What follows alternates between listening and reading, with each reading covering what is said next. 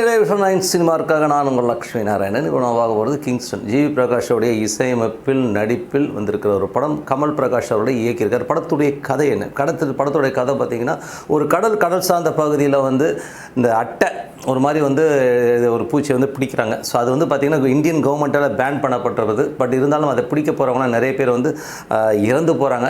ஏன் இறக்குறாங்க, எதுக்கு இறக்குறாங்கன்னே தெரியல. நிறைய பேர் இறக்கும்போது கவர்மெண்ட்டே என்ன சொல்லுதுன்னா, இனிமேல் யாரும் மீன் பிடிக்க போகாதீங்க அப்படின்னு தடை விதிச்சிடுறாங்க. ஸோ தடை விதிச்சதுக்கப்புறம் ஹீரோ வந்து நான் கடலுக்குள்ளே போவேன்னு சொல்லி சின்ன வயசுலேருந்து சொல்லிட்டு இருந்தவர் பெரியவர் ஆனோன்னு கடலுக்குள்ளே போகிறார். கடலுக்குள்ளே போகும்போது என்னென்ன விஷயங்கள் இருந்ததுங்கிறது தான் படத்துடைய கதை.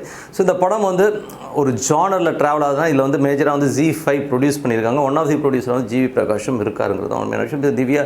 திவ்யாங்கிறவங்க ஹீரோயினை பண்ண கொஞ்சம் ரகுடாக இருக்காங்க. ஸோ கொஞ்சம் ரஃப்பான ஒரு ஃபேஸ். ஓரளவு அந்த கடற்கடசா அந்த பகுதியில் இருக்கிற இந்த பெண்மணியாக காட்டணுங்கிறதுக்காக காட்டினா தெரியல. பட் அந்த கிளாமர் இருக்கிற மாதிரிலாம் இல்லாமல் கொஞ்சம் வந்து ரகுடாக இருக்கிற மாதிரி ஃபீலிங் கண்டிப்பாக கொடுத்துருக்கு. ஸோ இதில் வந்து நண்பர்கள் சூழ இருக்கிற நம்ம ஹீரோக்கு பணம் போட்டு நல்லா வாழணும்னு நினைக்கிறவருக்கு வந்து அதுக்கப்புறம் கடலுக்குள்ளே போகும்போது நடக்கிற விஷயங்களும் வித்தியாசமாக இருக்கும். ஸோ இதில் வந்து பார்த்திங்கன்னா ஒரு வில்லன், ஒரு ஸ்ட்ராங்கான வில்லன்லாம் கிடையாது. அவர் காட்டும்போது பெருசாக காமிச்சாங்க. அதுக்கப்புறம் பார்த்தா அந்த வில்லனே தூக்கி படகுல தூக்கி போட்டு உள்ளே போட்டு பூட்டிட்டு கடலுக்குள்ளே இறங்கினதுக்கப்புறம் நடக்கிற விஷயங்களே வேறு மாதிரி இருக்கிறது தான் செகண்ட் ஹாஃப். ஸோ படத்தில் வந்து பார்த்திங்கன்னா மியூசிக் நல்லாயிருக்கு. பட் பாடல்கள் எதுவும் ரொம்ப பெரிய பெப்பி நம்பரோ எதுவுமே இல்லை. பட் ஓரளவுக்கு கேட்குற மாதிரியான விஷயங்கள். கொஞ்சம் பழைய பாடல்களை ரீமிக்ஸ் பண்ணி கொடுக்குறது ஜிவி பிரகாஷுடைய ஸ்டைல். ஸோ அந்த ஸ்டைலில் வந்து 2-3 பாடல்கள்லாம் கொடுத்துருக்காங்க. ஸோ அதெல்லாமே ரொம்ப நல்லாயிருக்குன்னு சொல்லலாம். பட் இருந்தாலும் கதை வந்து பார்த்திங்கன்னா ரொம்ப நார்மலாக ஃப்ளாட்டாக போகிற மாதிரி விஷயங்கள்.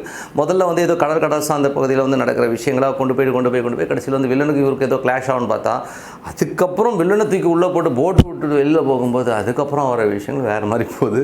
அது வந்து டோட்டலாக வந்து ஒரு பேய் படமாக மாறிடுதுங்க. ஸோ அதுக்கப்புறம் வர பேய்கள், ஏன் இந்த பேய்கள்லாம் வருது ஒன்றுமே புரியல. கடலில் போய் மாட்டினதுக்கப்புறம் சிக்னல்லாம் எரெக்ட் ஆகிருக்கு. ஃபுல்லாக எலும்பு கூட இருக்கும். அவ்வளோ பேர் இறந்துருக்காங்கன்ற மாதிரி எலும்பு கூடுகளுக்கு நடுவில் வந்து அந்த படகு மாட்டிக்கிறது. அதுக்கப்புறம் வந்து பேயாக நிறைய பெண்கள் வராங்க. ஸோ இந்த படத்தில் வந்து ஆண்கள் இறந்ததாக தான் காட்டுவாங்க. பட் எங்கேருந்து அவ்வளோ பெண்கள் வந்தாங்கன்றது தெரியவே இல்லை. ஸோ அது ஒரு பெரிய காமெடி. ஏன் பேய்ங்கெல்லாம் வந்து ஹீரோ ஒன்றும் பண்ண மாட்டேங்குது அப்படிங்கிறதுக்கான லாஜிக்கு, இதுக்கு நடுவில் ஹீரோயினை எதுக்கு பண்ண மாட்டேங்குதுங்கிற ஒரு லாஜிக்குங்கிற மாதிரி விஷயங்கள்லாம் வந்து இதில் வந்து ஹீரோயின் வந்து போட்டில் ட்ராவல் ஆகும். ஸோ ஹீரோ ஃப்ரெண்டு ஹீரோயினை வந்து ட்ராவல் ஆகும்போது நடக்கிற சம்பவங்கள்லாம் வந்து வேறு லெவலில் கொண்டு போயிருக்காங்க. அவ்வளோதான். ஸோ இதில் வந்து அப்பப்போ வந்து இவங்க வந்து செகண்ட் ஹாஃபில் வந்து ரிவீல் பண்ணுவாங்க. ஒவ்வொரு இடத்துலையும் வந்து இது ஏன் நடந்தது, எதுக்காக வந்து இந்த அமானுஷ் வந்து நம்மளை அட்டாக் பண்ணுறதுன்னு போது அதுக்கப்புறம் ஒரு ஃப்ளாஷ்பேக் ஓப்பன் ஆகி அதுக்கப்புறம் நடக்கிற விஷயங்கள், அதுக்கப்புறம் யார் வில்லன், யார் மெயின் வில்லன், இந்த மாதிரி விஷயங்கள்லாம் ஓப்பன் ஆகுது. ஸோ படம் எப்படி இருக்கணுமோ நமக்கு டயர்டாகிடுங்கிறது தான் ரொம்ப முக்கியமான விஷயம். ஃபஸ்ட் ஹாஃப் ஆச்சும் இப்படி ஓட்டினாலும் செகண்ட் ஹாஃப்க்கு மேலே வந்து டேரக்டருக்கு வந்து எப்படி மூவ் பண்ணுறதுனே தெரியல. கதை எப்படி கொண்டு போகிறது ஒன்றுமே புரியலடாங்கிற மாதிரி கன்ஃபியூஷன்ஸ் இருக்குது. அது மட்டும் இல்லாமல் ஒரு வில்லன் வந்து பெருசாக போர்ட்ரேட் பட்டு கடைசியில் வந்து குண்டு கட்டாக தூக்கிட்டு வந்து அப்படியே என்னமோ அரிசி மூட்டில் வந்து குடோனில் போட்ட மாதிரி போட்டுருவாங்க. ஸோ அதெல்லாம் பார்க்க ரொம்ப சிரிப்பாக இருக்கும். அதுக்கப்புறம் வந்து அந்த வில்லன் வந்து அந்த போர்ஷன் வந்து ஒரு செகண்ட் ஹாஃபில் வந்து ஒரு ஃப்ளாஷ்பேக் போர்ஷனில் வர சீக்வன்ஸ் கொஞ்சம் ரசிக்கிற மாதிரி இருந்தாலும் அதுக்கப்புறம் புதுசுட்டு போகிறது தான் ரொம்ப காமெடியாக இருக்கும்.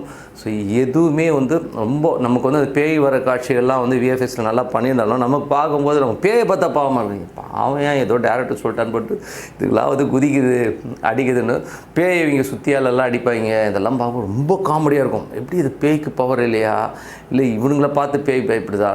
நமக்கு வந்து ஒரு பயம் வந்துருச்சு. தியேட்டரில் உட்காரும்போது ஐயோ நம்ம எப்படி தப்பிச்சு போகிறதுங்கிற மாதிரி ஃபீலிங் கண்டிப்பாக இந்த காட்சிகள்லாம் உருவாகுது.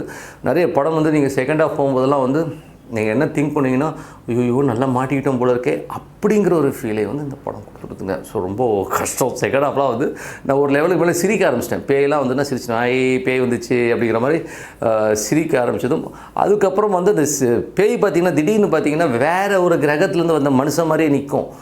ஒன்றும் பேய்னா பர்ஃபெக்டாக பேயின்னு காட்டுங்கடா, பேய்க்கே இது பேயாகிற மாதிரி ஒரு டவுட் வர அளவுக்குலாம் வந்து பண்ணியிருக்க டிசைனிங்லாம் வந்து ரொம்ப காமெடியாக இருந்து ஒரு லெவலுக்கு மேலே சிரிச்சிட்டே தான் பார்த்தாங்க. தியேட்டரில் எல்லாருமே வர பேய் வந்துச்சு அப்படின்னு சொல்லி சிரிக்கிற மாதிரியான விஷயங்கள்.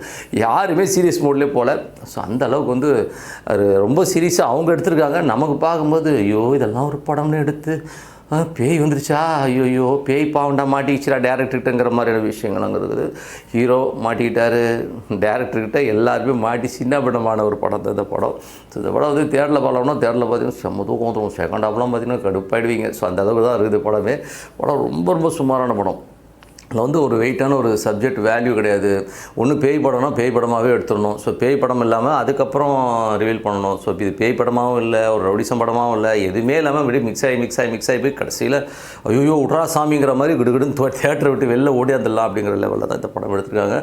ரொம்ப ரொம்ப பிலோ ஆவரேஜ் ஃபிலிம்ங்க. ஸோ ஜிவி பிரகாஷ் சார் வந்து இனிமேல் வந்து அவர் வந்து கதை தேர்ந்தெடுக்கும்போது கொஞ்சம் தெளிவான கதையாக இருக்கும். ஸோ இந்த மாதிரி படங்கள்லாம் முன்னாடி வந்திருக்காங்கன்னா இந்த மாதிரி படம்லாம் வரக்கூடாதுன்னு ஆண்டவனை வேண்டிக்கணும். ஸோ அந்த மாதிரி ஒரு படம் தான் அது. ஸோ இதில் வந்து எதுவுமே சரியில்லைங்க. கிட்டத்தட்ட ஹீரோயின் செலெக்ஷன் ஒன்றுமே பெருசாக இல்லை, ஒரு லவ் போர்ஷன்ஸும் ஒன்றுமே பெருசாக இல்லை. என்னத்துக்கு படம் எடுத்தாங்க அப்படிங்கிறதே வந்து பெரிய ஒரு கொஸ்டின் மார்க் தான். இது நல்ல ஃபஸ்ட் ஹாஃபில் வந்து ஒரு பையனெல்லாம் காலி பண்ணுவாங்க. இதெல்லாம் எதுக்கு இந்த சீனு, ஏன் எதுக்குன்றதே நமக்கே ரொம்ப கஷ்டம். இந்த படம் வந்து நீங்கள் தியேட்டரில் பார்த்தீங்கன்னா சிரிச்சுக்கிட்டு பாப்கார்ன் பார்த்து ஐயே இப்படிலாம் படம் எடுத்துக்கிட்ட பற்றியா அப்படின்னு சொல்லி கிண்டல் பண்ணி பார்க்குறதுக்கு ஓட்டிட்டு பார்ப்பாங்கன்னு சொல்லுவாங்களா, உட்காந்து கிண்டல் பண்ணி ரகலை விட்டுக்கிட்டு ஏமாச்சி எங்கள் பற்றியா பேய் வந்துச்சு அப்படின்னு சொல்லி சிரிச்சுக்கிட்டு பார்க்குறது ரொம்ப ஜாலியாக இருக்கும். அந்த மாதிரி நக்கல் அடிச்சுக்கிட்டு சிரிச்சுக்கிட்டு பார்க்குறது இந்த படம் வந்து ரொம்ப நல்லா. அவங்க சீரியஸாக தான் நம்ம நக்கல் அடித்தோம், சூப்பராக நக்கல் அடிக்கலாம், அவ்வளோ அழகாக இருக்கும். பேய் வர காட்சிகள்லாம் வந்து ரொம்ப ரொம்ப சிரிப்பாக இருக்கும். உங்களுக்கு சீரியஸ்னஸே வராதுங்கிறது டேம் கேரண்டி. கொஞ்சம் கூட திகிலாக வராது. பட்டு ரொம்ப சுமாரான படம் சார். ஓகேங்களா, better like next time. So Kamal Prakash நீங்கள் வந்து இன்னும் வளரணும் தம்பி, வளரணும் அப்படிங்கிற லெவலில் தான் இந்த படம் இருக்குன்றது சொல்லிட்டு உங்களிடம் விடைபெறுவது உங்கள் லக்ஷ்மி நாராயணன். விஷன் 9 சினிமாவை சப்ஸ்கிரைப் பண்ணுங்கள், பெல் ஐக்கான் பிரஸ் பண்ணுங்கள். நன்றி, வணக்கம்.